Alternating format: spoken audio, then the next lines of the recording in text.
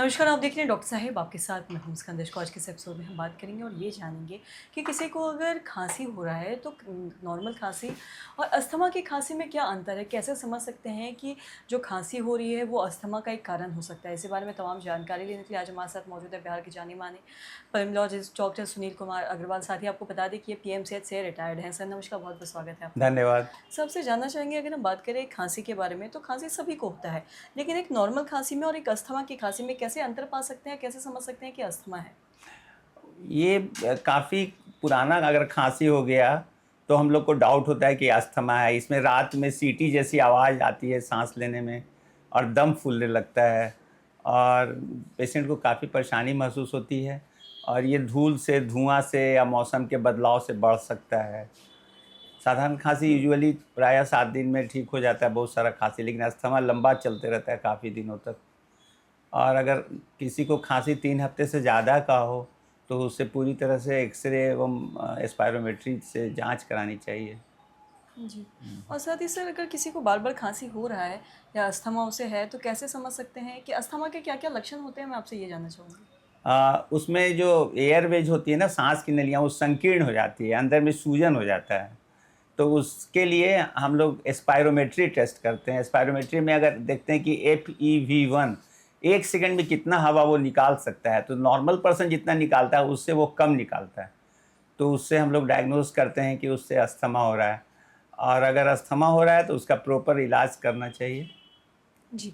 और साथ ही सर, अगर अस्थमा किसी को हो जाता है, अगर किसी को कम उम्र में हो जाता है अस्थमा, तो हुँ, उन्हें हुँ। कैसे क्या कर सकते हैं, वो इस बारे में बताएँ? उसे शुरू से ही इलाज करना होगा ताकि उस अपनी लंबी आयु और पूरी आयु जी सके।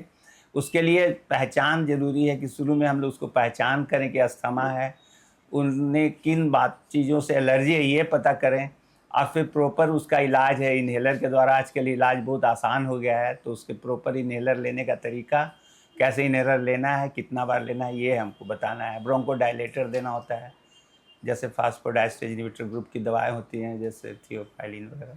जी। और साथ ही सर, अस्थमा खाँसी के बारे में आपने बताया कि क्या अस्थमा के लक्षण हो सकते हैं या क्या सिम्पटम्स हो सकते हैं। अगर किसी को ज़रूरत से ज़्यादा खाँसी हो रहा है, तो कई बार लोग हैं जो इसे टीबी भी समझ लेते हैं। तो यस। टीबी का खाँसी, अस्थमा का खाँसी और एक नॉर्मल खाँसी, तीनों में क्या अंतर है? अगर टीबी होगा तो उसे बुखार भी आएगा, शाम में पसीना आएगा और इवनिंग राइज़ ऑफ टेम्परेचर, हल्का-हल्का फ़ीवर रहेगा। भूख में कमी, वज़न में कमी होगी, तो ये टीबी का लक्षण है। खखार निकलेगा, खखार में खून भी आ सकता है। अगर ये सब चीज़ें हैं तब टीबी हम लोग सोचते हैं और ऐसे भी 3 हफ्ता से अगर खाँसी ज़्यादा का है तो टीबी की जाँच करानी चाहिए, खखार की जाँच और एक्स-रे, इतना ज़रूरी है। जी। और साथ ही सर, अगर किसी को बार-बार खाँसी हो रहा है, तो उन्हें आप क्या एक मैसेज देना चाहेंगे कि डॉक्टर से दिखवाना कितना ज़रूरी है?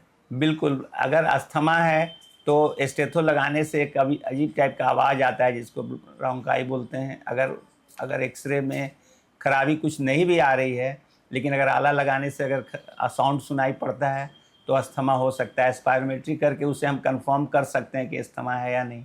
और अगर अस्थमा कन्फर्म हो गया, तो उसे इन्हेलर थेरेपी और जो दवाइयाँ उपलब्ध हैं, वो देनी चाहिए और लंबे समय तक दी जाती है, जब तक कि मरीज़ पूर्णतः स्वस्थ नहीं लगे।